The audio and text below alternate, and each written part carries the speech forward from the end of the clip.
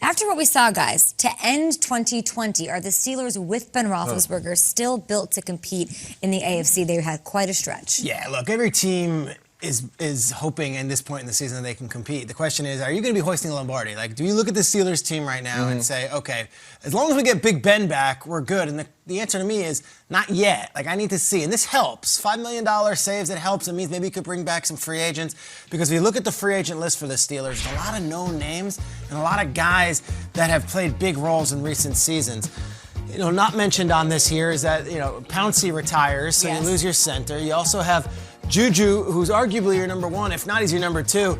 And think, okay, well then just pay Juju. Well, if you pay Juju, you're not paying these other guys. And you know, the tackles are important, man. Those are the ones that jump out. And the center. Other guys, yeah, that's a lot. And look, Ben doing this is great. It's like we're bringing it back. My only thing was this the year you turn the page? Maybe you go to Mason Rudolph, or maybe this was the year you drafted another quarterback, or this was the year you went and you got a Sam Darnold, you made a big play. But no, they're like, we're still all in on Ben. Yeah. Ben's been the quarterback since 2003.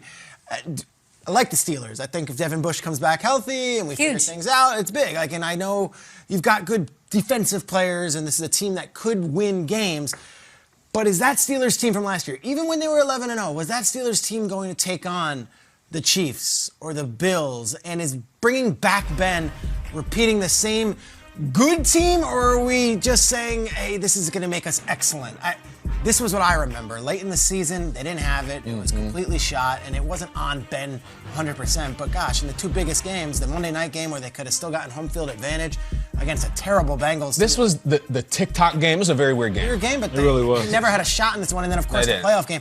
The thing that bothered me with the playoff game, and this is why it's like it's not a Ben, you could say, well, Ben played good. They had all weekend to watch the playoffs. This was the 6th game of Wild Card Weekend, and they saw upsets, and they saw Jared Goff go into Seattle, and they didn't show up. They were down 24-0, and that I point to them like, all right, were they lackadaisical? Were they complacent? The Browns didn't have their head coach. The Browns had no head coach. Like, that was weird. So to me, it's like, all right, yeah, we get Ben back, but if I'm a Steelers fan this morning, I'm like, was this the little window? Was this the year that we just say, all right, let's turn the page and let's look to the next era of Steelers? Or are we hanging on to something that, okay, we're going to maybe go to the wild card round, divisional round? Are we winning a Super Bowl? I don't know. I don't know either. But I know the defense was really talented, and Ben Roethlisberger was one of the Hall of Fame. Here's what I do know. I'm not here. There was this outcry when Ben was coming back about, oh, no. First of all, what are your other options? That's exactly the question to ask. You really want to go to Mason Rudolph? Come on. You want to go to Dwayne Haskins? You want to go to a rookie? Or do you want to go to your future Hall of Famer? I think you run it back because, bear in mind, last year, the struggles, the whole story going into the Steelers season was, is Ben falling apart? Like, how's his elbow? He's held together by leather and rivets. I don't know if he has it. He's leading an 11-0 team from the front. Like, Nate, I'm going to put you on the spot. That game we just showed against the Browns that they lost terribly. Do you know how many passes Ben Roethlisberger threw? Guess how many passes he threw in that game? I have zero idea. He threw 68 passes. That's crazy. Like, the Steelers failed him, and that was not a one-off. He would throw 50 here, 50 here. Roethlisberger was carrying the team. So the other thing I'm not here for is any Drew Brees comparison. Drew Brees, we can bring the numbers up, showed a blatant decline in his ability and the way he throws the ball. Yeah. Roethlisberger was slinging it for months. The reason this is weird is I've never seen a season like that. Like a full dichotomy where it just dies. 11-0 to one of the worst teams in the league. I don't know if any team's fallen off a cliff like the Steelers did last year. I don't even either. But they still got to that cliff. Right. They got to that mountain almost. Good point. And so I don't see another option. I think Ben still has it in the arm. I still think he's better than anything they got. And I do think you run it back. And I do think they can be a playoff team. Super Bowl, it's rich talk. I don't know. And listen, that drop-off might be directly correlated to the fact that he was throwing so much. And there were certain games where he's throwing 40, 50, 60 times at that age. You cannot do that if you're Ben Roethlisberger at this age coming off of an injury. Listen, it's perfectly fine if you take a pay cut. It's great if you cut your beard. We like it if you cut weight. You look good. Go on. But can you cut the mistakes? I can speak optimistically and say the beginning of the season is what I'm going to see out of the Pittsburgh Steelers and Big Ben. Big Ben started off strong. What was it, 22 touchdowns, 4 interceptions, taking care of the rock. Awesome. But then all of a sudden there was that drop. And then towards the end of the season, including the playoffs, 15 TDs, 10 interceptions. It seemed like they couldn't throw a touchdown without throwing an interception. And for me, it comes down to Big Ben. And I said it before and I'll say it again. Big Ben is a Hall of Famer. He is a fantastic talent. There is no better option for the Pittsburgh Steelers right now. But Big Ben is going to have to look in the mirror and say, what can I do better within this offense? How can I better lead? How can I be better in shape? Because if they're going to ask him to throw the ball 40, 50 times. They will. I think they have a new offensive coordinator. I get that. I think that's a first perspective. I get that. But it seems like for older quarterbacks, you could look at Drew Brees last year. You could look at Big Ben last year. You could look at Peyton in his last year. Yeah. Towards the end of the season in the playoffs, your arm just naturally. The only dude that keeps fighting off Father Time is Tom Brady.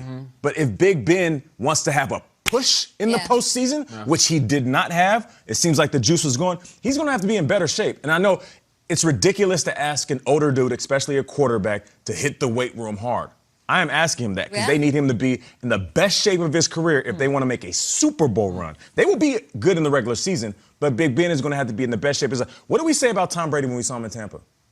Man, he looks like he's in really good shape. Yeah, his arms look like he had striations and he looked thinner and he moved around the pocket better. That's because Tom Brady was in better shape than he was when he was in the New England the last couple of years. He can hand it to playoff Lenny and he can run 50 yards. Ben wasn't doing that. So keep going with that then. So what would make you excited about the Steelers this year? You were very high on them going into the 2020 season. They riddle off all of those wins, no losses, and then fall off a cliff. So if they spend a draft pick on a running back, or if they grab I don't know, Kenyon Drake, is that intriguing to you?